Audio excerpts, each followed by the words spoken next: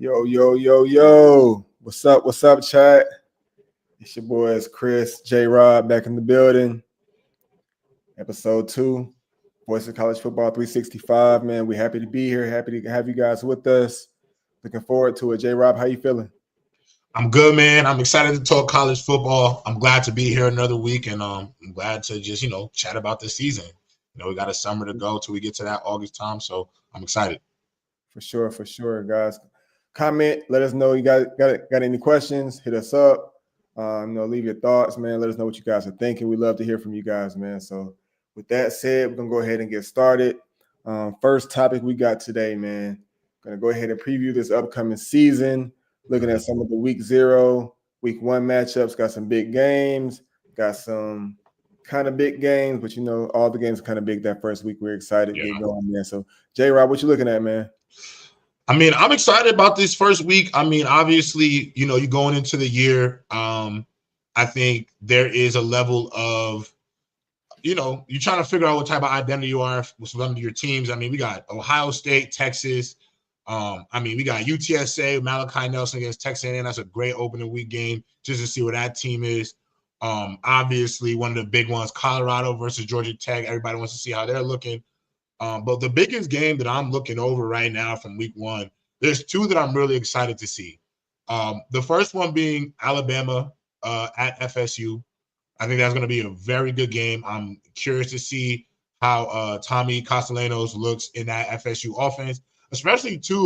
FSU was so bad a season ago. It was really embarrassing to see how far they fell off in literally a one season span.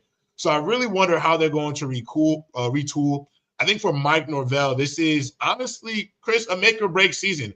And the reason why I feel like it's a make or break season for Norvell is because prime time in Colorado, I know he signed a new contract, but if Colorado is able to find some success, I don't see a world where Florida State buys out the contract, give him more money than he can say no to, and bring him back to his alma mater. And if he goes back to his alma mater, he's taking Juju Lewis with him. He's taking Jordan Seaton with him, Omarion Miller, all those recruits, Quinn Gibson, they're all coming back. So I think for Florida State, Mike Norvell, there isn't a hotter seat in sports right now. And so because of that, I truly feel like for Florida State, it is a make or break year for them and the coaching staff, or I do see them being some very, very drastic changes to come. And then I love the Sunday stuff too, because there is obviously Miami, Notre Dame, Virginia Tech, South Carolina. Virginia Tech, who I think is a bit of a sleeper, going to be a bit of a sleeper in the ACC. But those are some games that initially stand out to me just when I look at the landscape to start. So I got a question for you. You talk about Mike Norvell, definitely in the hot seat. How many games this year does he have to win to keep his job? I'm going to be honest, Chris. I don't want to sound like, I know there's going to be those Florida State fans who are diehards who are watching this, but I truly feel like when I go over their full schedule, I look at the whole schedule. I really 3 games, and the games I give you is 3-4 games. Like if you lose 3-4 games, you might be screwed. Like I think they legitimately have to be in the ACC championship hunt, because when I look through their schedule, there's really only about 3 games that are excusable losses to me. That is, you go and play at Clemson. Okay. You lose that game, that's okay. You go at Florida at the end of the year. You lose that game. It's an SEC game. Doesn't really mess up your conference championship implications. That's okay. You lose to Alabama week 1. That's okay. That's 3 losses. What about Miami? So, yeah, and that's where it gets tricky. So Miami could be a coin flip depending on who you ask. But I already told you how I feel about Carson Beck. I feel about by the time we get to October 4th in that game, the Miami Hurricanes won't be looked at as a big deal, because I think the world will realize Carson Beck isn't what people think he is. So the game won't have the same level of, to me, the same level of pressure as it would. And I understand that's a rivalry game. However, if I don't think Miami is going to be that level of team, because I won't think they have the same level of quarterback play. I think people fail to realize how great Cam Ward was versus what they're getting now in Carson Beck. I think there is definitely legitimate levels to that. So the Miami game, yeah, on first sight, yeah, it should be. They could lose that game. It happens. But I think by the time we get to October 4th, it won't be a loss worth, excusing. So Miami, before they played Florida State, they had Florida and Notre Dame. If they beat Florida and Notre Dame, that game would definitely be worth talking about. Right. Which I agree with. However, they're not beating either of those teams. Okay, interesting. Jeremiah Love is going to run ragged on that Miami defense because, listen, Chris, I know you're a Hurricane fan. The defense ain't been worth nothing since the Obama administration. Maybe further back than that. You know what I'm saying? Like Cam Ward, like if y'all didn't have such an electric offense last year, y'all wouldn't have been in the situation. Like the fact that y'all were in a hell game with Cal, had no business being in a hell game with Cal. You know what I'm saying? The fact that you're in a hell game with Syracuse, you have no business being in a hell game with Syracuse. It's just the fact that you had no defense. And I don't know how many adjustments you can make over the course of a recruiting period and a transfer portal period to make a defense completely flip 360 in a matter of a season. So when I look at that, I truly don't see them beating Notre Dame, especially at prime time. Notre Dame is going to actually easily handle and throttle them. Obviously, Bethune-Cookman, USF, they should win those two games. They're not going to beat Florida. I believe in DJ Lagway. I think Florida's going to be a more talented team. And I think Florida's going to be a real player in the SEC. So because of those factors, I think they're running through Miami as well. So I truly feel like they'll be 2-2 going into that Florida State game. So you have big expectations for the Fighting Irish.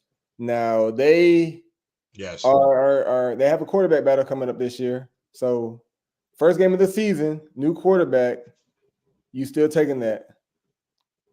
Yeah, I am, because I believe in Marcus Freeman and that team. And obviously they went with Riley Leonard. I don't think Riley Leonard was that dynamic.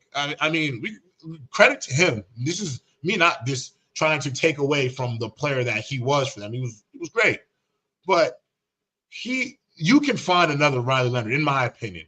I don't think Riley Leonard was what a Cam Ward was, what a Shedeur Sanders was, what they meant to their programs, what a Jackson Dart was.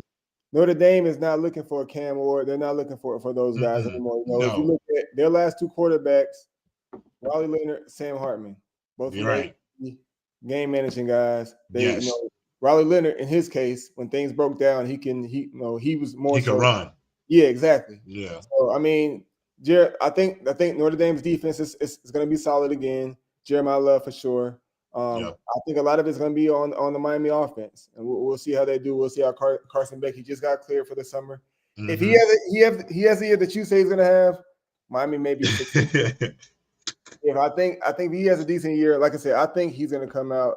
He's going to prove himself under a new offensive coordinator, Dawson, and have a great year. I think he doesn't have that pressure that he's the same pressure they had at Georgia. Right. He's not projected to be the number one pick. He's more free now. So we'll see how he does. But going on to your team, the Buckeyes. Yeah. The Buckeyes, do they get another win against Texas this year in Arch Manning? So this is the thing. This is actually going to gut me to have to say this. I think we're starting the season 0-1. And I have to be honest about my team. I love Ohio State. I will say this, Chris, we're more talented than Texas, I think, everywhere except quarterback. Yeah. I think Arch Manning's the more talented quarterback compared to the ones we have in our quarterback room. And I could be wrong, but as of right now, with the information that I have at my disposal at this moment, Texas has the better quarterback going in. I feel like no matter what, Chris, we're going into a situation, and granted, Arch Manning played like 4 games, not against really too crazy competition, but he's been in live competition. He's played a full game before at a collegiate level. I got 3 guys who have not played on a big stage. Texas has some dogs on that defense too. Right, and exactly. Texas, and that's why guys come out of that program get drafted every single year. They had 2 guys go in the first round this past season. I know how talented Texas is. I'm a big fan of Sarkisian as a coach. I think he is an offensive guru. I think Arch Manning should have started last year instead of Quinn Ewers, but that is a conversation that doesn't matter anymore because he's not there. Arch Manning's in the captain's seat now. I truly feel like our first quarterback is going to be a bit rattled. You're playing Texas, first game of your career as a starter, and I think between Julian Sain, Lincoln Keenholz, and Tavian St. Clair, there's no clear-cut front runner. Now, the rumblings that have come out of Ohio State have not been great about Julian Sain in terms of how he's looked. He's the reason why Aaron Nolan transferred to South Carolina. I thought that was a bad idea because I thought Aaron Nolan was a little bit better than Julian Sain, but I knew he had more cachet because, for big schools, rankings matter. One guy was ranked higher than the other. He brought him in. I don't know what Lincoln Keenholz is. I know he's a great athlete, but we'll see as a quarterback. And then Tavian St. Clair is a true freshman. He's 18. Yeah. So there's just a lot of uncertainties at the quarterback position. And I don't care how many times you have to throw to Jeremiah Smith.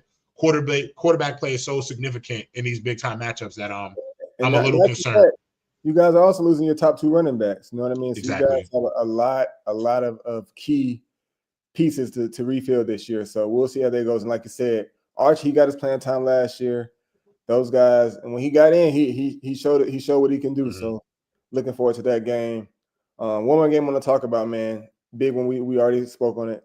Mm-hmm. Georgia Tech, Colorado. Yes. Georgia Tech created a lot of momentum last year, starting off against Florida State. Of course, we thought Florida State was a lot better than they ended up being. Beat Miami last year. Took Georgia down to the wire. Like they have some talent down there, and the coach. I think Kirby Smart said that like he's confident in what Georgia Tech is, what they're building down there. So what they have going on, what Colorado is building as well. First year post Shador, post Travis. Like I said, Julian Lewis coming in, seeing what Deion can do without his sons. Like that's going to be a big game. I feel like. Yeah, I mean, I think it's going to be a great test for both teams. I think to start the year, I think for both teams they could be statement wins. I think Georgia Tech had some signature moments last year. They're a real team. They were not a pushover in the ACC. They gave a few teams a scare. They were very good, coached very well, physical football team. And then for Deion Sanders, obviously, I mean, he's the glitz and glam of college football right now. Colorado is the, Dallas Cowboys, Los Angeles Lakers of college football. That's who everybody wants to see, who everybody's tuned into. I'll say this, though. I have Colorado winning this football game. And I also have Colorado winning this football game due to, ironically enough, Chris, I think they're a better football team now, talent-wise, overall, than they were with Shador and Travis Hunter, excuse me. And that's just because they've added so much depth in the portal. They have a few recruiting classes that have grown up now. Like Omarion Miller now, he'll be a junior going into this year. I think he's going to be by far their top receiver this season because he's a true talent. If he doesn't get hurt next year, I definitely feel like he would have given Will Shepherd a run for his money at that starting job. I look at Colorado overall as well. They added more to their defense. I think truly if they are able to establish a legitimate run game with the football, and Caden Salter is by far a better runner than Shador Sanders was and able to just attack offenses on the ground. There's going to be a lot more honesty in ways defenses are going to have to guard against Caden Salter than they did have to guard against Shador Sanders. Because Shador Sanders isn't scrambling to run. He was always scrambling to pass. Caden Salter, you'll blink, and he'll be 15 yards downfield, might be hitting his head on the goalpost if you watch him play at Liberty. So does Colorado get more wins this year than they had last year? I think it's very plausible that they can be without – I mean, to me, it's a no-brainer. If they won 9 games last year with the roster that they had, they can easily be a 10, 11 game winner this season. I mean, I look down the schedule, Chris, they got Georgia Tech, Delaware, Houston, Wyoming. Those first 4 games, they should be 4-0 heading into September 20th. Then you go on a stretch where you play BYU. You should be better than them at this. You should be better than and more prepared for them this go around.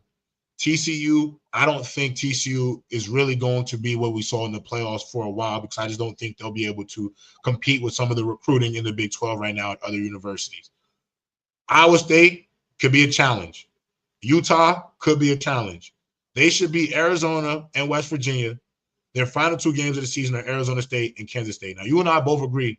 I think we both think Arizona State is going to be a player in this thing. Yeah. But I think they should be able to beat Kansas State because if you're a better team There should be about 3 games that you circle on this schedule, and those 3 games should be the games you look at and say, okay, this is where the conference will play out.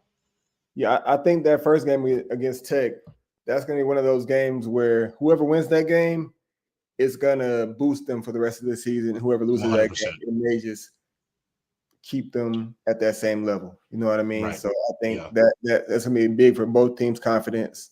I'm looking forward to it, man. Like you said, all the things you said, seeing what Kaden Salter can do, like that's going to be a big game, you know. And I think Colorado, man, I'm pulling for Deion. You know what I mean? I think everybody is. I think everybody wants them to get that first Big 12 championship this year. And like you said, prove that. And like I said, if he does that, Florida State will be calling. A lot of these big schools will be calling. We'll see where he goes. Yep. So the NFL might start calling, man. All right. Oh, one more game I did want to mention. Week 0, Stanford, Hawaii. Yes. My boys. Andrew Luck. Frank's White first game as temporary head coach. Yeah. See my guys can do, man. So shout out to Stanford. Shout out to the Cardinals. Nah, for sure. And shout out to UConn. We're playing Central Connecticut State. We should roll them, obviously. Yeah, for sure. I'll give you one. Oh, go ahead. LSU Clemson. LSU's had a crazy offseason. Of course, we know about Kyron Lacey. Rest in peace. Losing Bryce Underwood commit. Like, we'll see what Brian Kelly does. I think he's one of those people, and he's done good at LSU, but LSU is also one of those teams where if you not competing for a conference championship every year, they'll eventually start talking about you on the hot seat. So, what are you thinking? What are you thinking there? I feel like Clemson should win this football game. Okay. However, I'm going to pick LSU. Okay. I do feel like Garrett Nussmeier might be a real guy. No, he's a guy. Yeah, he's legit. I do feel like if LSU gets into a bit of a shootout, and my fear with LSU, Chris, is their defense. I don't know what the defense is. And it always confuses me how over the past few years LSU has not had elite defenses, Chris, because this is what we grew up on the team being. Like, we grew up on this team being Alabama, LSU, Georgia, and Florida defense. You are going to get stonewall defense. They have not been that as of late. If they can't play defense, but this game ends up being a shootout, I can give who gets the ball last. I think LSU can pull it out. So I'm going to take LSU. And but I will say Clemson should win. Go ahead. They have the talent. They have the talent for sure. No question. He's coming off an injury, so he'll be back in the fold. I'm excited to see what it looks like. I'm going to take LSU. I think no matter what team wins, it couldn't really be called an upset on either side. I think both teams are top-notch programs. And obviously for both teams, I think not only are they the same way that Georgia Tech, Colorado match could propel the teams, because both those teams don't play in the same conference, I think it's a good moral boost going into conference play for both teams. Yeah, battle of the Tigers, battle of the real Death Valley. Yeah, nah, for sure. And I'll say this: I know we got to switch titles. I do have one upset that nobody's going to agree with, but I got one upset. I got the Syracuse Orange upsetting Tennessee Volunteers in Mercedes-Benz Arena in Atlanta. Technically, it's a home game for Syracuse, but Syracuse is in New York, so Georgia is not technically home territory. It's much more of a home game for Tennessee. But, man, I'm a Fran Brown believer. I think people don't realize Syracuse has secured a really damn good recruiting class, great transfer portal. Ricky Collins, I think, will be the starter. He went to LSU. It'll be either him or Steven Jelly from Notre Dame. But I am kind of in on the Syracuse Orange. I think they showed us a lot of potential last season. They had some really damn good individual players too. I don't think it was just a collective effort. They had real playmakers out there.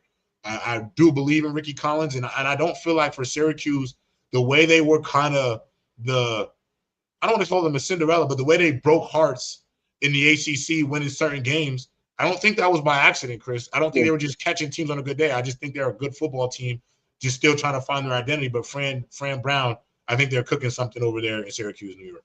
Yeah, and look, when it comes to college football, man, I am a believer in coaches. I think that certain coaches, they have success wherever they go. If you look at Urban Meyer, you know what I mean? At Utah, Yes. Florida, Ohio State, success followed him. Nick Saban, Michigan State, LSU, Alabama. I think Fran Brown, he's one of those guys where he's putting Syracuse in a good position to win right now, like where they're going to be contenders in the ACC for a long time. Like he's been a good recruiter. He's a good recruiter when he's at Georgia. So I think what he's building there, man. He's very similar to me. On a smaller scale, but he's very impactful on the same way that Deion is. I know, they even talked about Colorado and Syracuse meeting for a spring game this year, but I think the impact that he has on that program is very similar as well to what Deion's had in Colorado. So I'm looking forward to it. They're one of those teams. They were good back in the day, fell off for a little bit, but he's definitely getting them back to where they need to be. So I'm excited about that for them. 100%. I totally agree. All right, man. Let's move on. All right, so next topic, QB battles. We already kind of mentioned some of them today: Michigan, Ohio State, Alabama. Yep. What are your top three? And give me your projected starters. My winners. Yes. So in the QB battles, I think there are. I mentioned two of my top three. So my biggest ones right now are for one is Caden Salter versus Julian Lewis. I obviously am going to pick Caden Salter to win it, but I don't think, because of how much conversation is surrounded by this program, the amount of clips they post of Julian Lewis, I do think there is going to be some scrutiny to this battle, especially during camp. There's going to be so many eyes on this team. You know how right now social media can really spin a narrative quick. So I know there's going to be a lot of conversation and scrutiny around it, but I'm going to take Caden Salter to win it. I think one of the ones that is actually the most interesting to me is over at Alabama. And it's a three-man race between Ty Simpson, Austin Mack, and then true freshman Keelan Russell. And look, I'm not going to lie to you. I am a fan of the true freshman coming in. I've heard good things about him. Yes. So I think he has a strong possibility of winning that job. So exactly. And that's where I wanted to get into. See, Chris, that spring ball is not really a good indicator to see how good your freshmen are. Yeah. Because how they perform in the spring game, I don't think people realize, like, they haven't really done any field work even though they came in the spring. They were in school and working out that first 2 months. Spring ball don't start till like March. You know what I'm saying? And then the school year's over by the end of April going into May, for those who don't understand how that schedule works. So they go from just working out every day, going to school, then thrust it into college concepts. I'm not expecting them to be phenomenal IQ-wise off the rip because there's so much learning. You just kind of want to see off the rip by your freshmen, your young players, where's your effort at? Athleticism, you know what I'm saying? How do you react to the football? Things like that. And then obviously with each practice, I'm expecting you to get better and pick up what we're putting up in the install. Keelan Russell to me is a stud, man. I think he's a star in the making. I feel like he has all those qualities of, what the position is demanding now. Yeah. Obviously, ability to make throws, ability to be improv, and then also the ability to just completely gash you with the dual threat. Yep. I think Austin Mack and Ty Simpson going to have the first crack at this thing. Sure. But I don't know if they're going to do enough to separate themselves where Keelan Russell cannot win this job. And the reason why I feel like their QB battle will be a little different because, Chris, I feel like their QB battle won't be over till week 3 of the actual season. Yeah, so I think that to start the season, Ty Simpson probably will start. I think ultimately Keelan Russell will become the starter.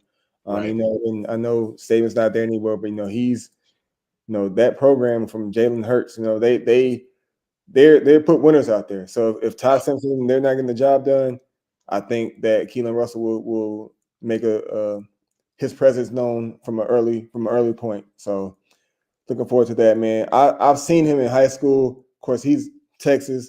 Those guys on there, they're a little bit different. Their programs are a little bit different. Right. So he's kind of been preparing for this coming up. So we'll see how he does, man. But I'm excited to see what he has to do. Like I said, that kind of, like I said, Kalen DeBoer, it's a big year for him as well. Facts. Second year, following Nick Saban, he has one of the worst losses in Alabama history last year to Vanderbilt. Come on now. It's a big deal. Yeah, he has to. They have to show some progress this year, and not. It's crazy when you mentioned what they go 8-4 last year. Yeah. Yeah, to say that they need progress from that. But yeah, where Alabama has been with Nick Saban, they're not 8-4 is not going to cut it for those guys. You know what I mean? With all that No, talent. it's not. So yeah, It'll Ryan. put them in a sticky situation immediately. Yeah. So like I said, he has some improvement. Like, and the competition not getting any easier in the SEC. You know what I mean? He still has all those Georgia, Florida's coming back. Texas is going to be good again. You know, of course, I don't think Oklahoma's going to be as bad this year. LSU, Ole Miss, you know, a lot of teams. South Carolina. So yeah, I think it's going to be tough for Kalen DeBauer, but I think Alabama has to get it done. I think Keelan Russell is probably going to give them the best chance to do that. So. Yeah, I like him the most. I think he has the most upside. I'd probably say the other two battles that I think that I'll be monitoring the most. One, this is just kind of interesting. University of California, Berkeley. Devin Brown versus freshman Jaren Saga Palutele. Just wanted to make sure I'm saying his name right. Just because there was so much surrounding Jaren Saga Palutele. Make sure I'm saying that right. JS. Because of, you know, he was originally, I'm pretty sure he was supposed to go to Oregon. So I think it was Oregon he was supposed to go to. Ended up transferring to California like while he was still on campus. It was one of those like Nico situations. Like he was at school already, was already on campus. You know how NIL, the bag talks, but he was one of the top quarterbacks in his class.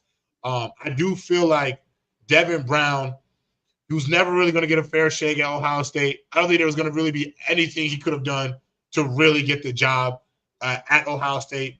This is his opportunity to kind of show, like, I was the ugly duckling at Ohio State, and I'm really a star that you guys just let go by the wayside. But I also look at Jaren, and I see more talent. Yeah. And sometimes at the quarterback position, especially at a university like Cal, where I don't think their expectation this season is to win the ACC, but if I can develop my young quarterback where I have a window for the next 2 years to win the ACC, I'd rather put myself in that situation. And then finally, the only other quarterback battle that I'm personally intrigued with that I feel like is going to have a lot of implication is the QB battle in Ohio State, because they are the reigning national champions. You are reloading with so much talent.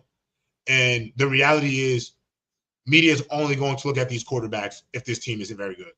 Yeah. Nothing else except Lincoln Keenholz, Julian Sain, or Tavian St. Clair.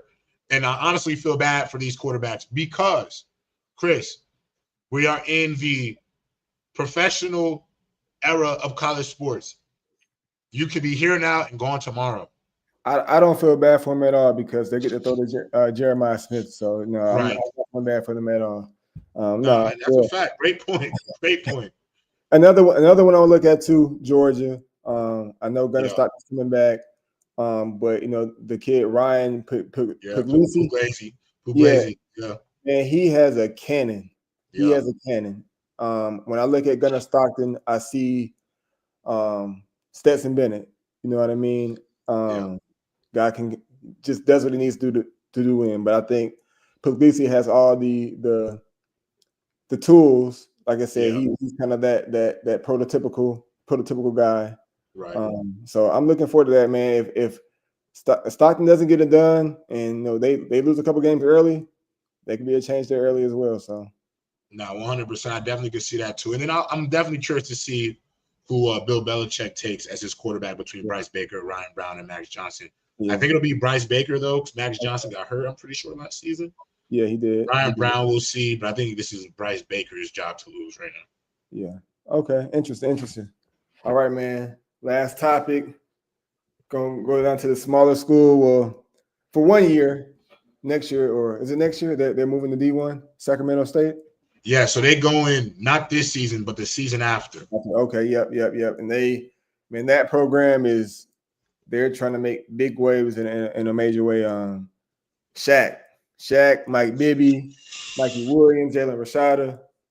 Man, they're loaded over there. I'm not sure where it comes from, but tell me how you feel about that, what they got going on at Sacramento State.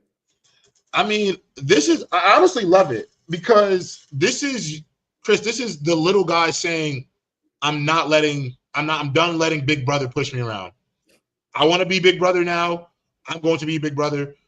This is like when you're the middle child, and the youngest and the oldest are the stars of the family, but the middle brother gets into tech, becomes a billionaire, and decides, now I'm the most important in the family. Because Sacramento State has gone from a university that nobody really talks about, right, to the biggest thing coming out of Sacramento State is Ryan Coogler.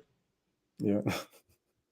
Because he played football there. Yeah. He played wide receiver or running back at Sacramento State.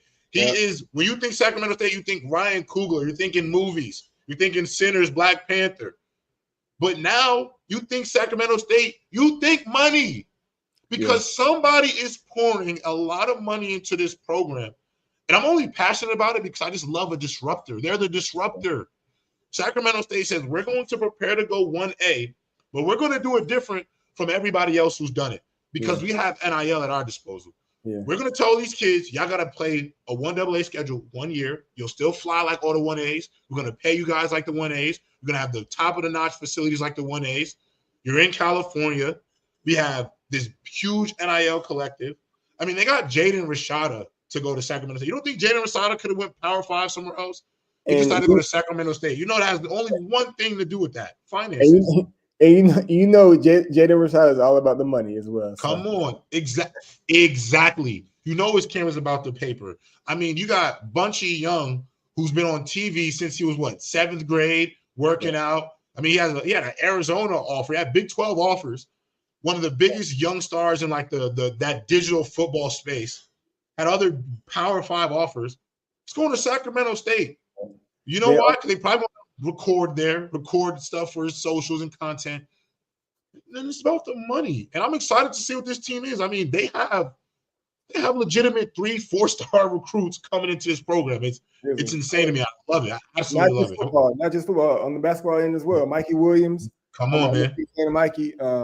Hopefully he can get everything in line this year and take off like he really can. I remember watching him in high school. Arguing with my friends about who's gonna make the NBA first, him or Bronny. You know what I mean? And he's had unfortunately, but I'm pulling for Mikey, man. I've always been a big fan of his. Things didn't work at Memphis, RUCF. So that him back in Cali is kind of what he needs. This is gonna be the first This is gonna be the first 1AA program who people are going to want to watch in primetime slots, in real slots. Yeah. They're going let me just take a gander at their schedule real quick. Sacramento State football schedule. Because what's going on, I mean, the thing is about this though too, Chris, is people are picking this up. Like their schedule this year, they play South Dakota State off the rip, but they play Nevada as their 1A opponent. That game will be on TV somewhere for a national audience to watch. Because everybody, at the end of the day, scouts going to want to see Jaden Rashada. He's not a quarterback that people are not going to want to see.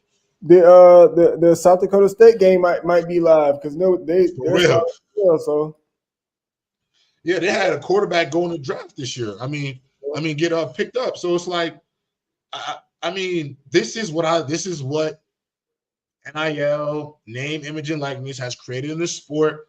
And I just love the fact that instead of waiting for it to happen and waiting for the moment, waiting for our big-time recruit to come, Sacramento State said, no, we're just going to pour this money in. We're going to accelerate our process. And by 2030, they might be in the Pac-12 or Big 12. You just never know now. Right. Speaking of Pac-12, man, have you seen Washington State's schedule this year? Yes, the schedule where they play Oregon State twice. Yes. They play Oregon State twice. They go to Texas to play North Texas. They go to Mississippi to play Mississippi. Go to Virginia to play Virginia. Oregon State twice, as you said. Yep. To Virginia to play James Madison. They're all over the place. I think they got the most air miles of a team this year because I think they're on the road a ridiculous amount this season. Yeah, it's insane. It's insane. Yeah, I mean, I think with conference realignment, I do see it. It'll solve itself. But I mean, listen, Chris, when you decide to be the only two people left in the conference, I mean, you're gonna have a funky season or two. You kind of just gotta take that. And I applaud them for holding their ground though. They didn't dissolve the conference. They still remain. Like I truly see Sacramento State's play to Power 5. I think they're supposed to go to Conference USA or one of those conferences. But I wouldn't be surprised if the Pac-12 extended them an offer because of what their NIL collective already looks like. I mean, I'm almost willing to argue that Sacramento State, from optically, I don't have the context or the information to say this, but Chris, I'm willing to almost put my nose on it that this one AA school that's going to Power 5, 1A, is getting more money than a lot of these Group of 5. Maybe Washington State. Yeah. Washington State, yes. That's a very strong possibility. Oregon State as well. They are probably getting more money than some of these Power 5s. I mean, I would argue this. I love my UConn Huskies. I think it could be an argument. Yeah. I mean, because if they're getting $10 million to play around with every offseason, that's more than a lot of teams are getting. It just is. No, that's a major fact. That's a major fact, man. So, I mean, Jaden Rashada, like that's all I gotta say. Jaden Rashada, this will tell because his saga in itself, should tell you that him going there, they gave him a bag. Yeah, if you get a quarterback too, man, that's your program builder right there. Right. You have 1 or 2 good years with him. Their next quarterback's coming in after that. You know what I mean? Then he's building talent around him. He's bringing in wide receivers with him. He's bringing in running backs with him. Bringing offensive linemen. So yeah, man, I think don't let them win it all in the. Don't let them win the national championship of the FCS. I mean, he won't be there next year. He'll be somewhere else again. Yeah, I don't think he'll be there next year regardless. To be honest, like. 100%. But no, man, look, we enjoyed you guys chat. Anything else you got for him, J-Rob? I mean, happy belated Mother's Day. I hope y'all got to see our moms. For sure. For sure. Yes, man. I know we said we'd be here last Sunday. We were not aware that it was Mother's Day. We will be here this Sunday, though. Yes, we will. Yes, give you guys more college football, man. Definitely hop on, check us out, leave comments. Let us know what you guys want us to talk about. And we're here looking forward doing this with you guys again twice a week going forward, man.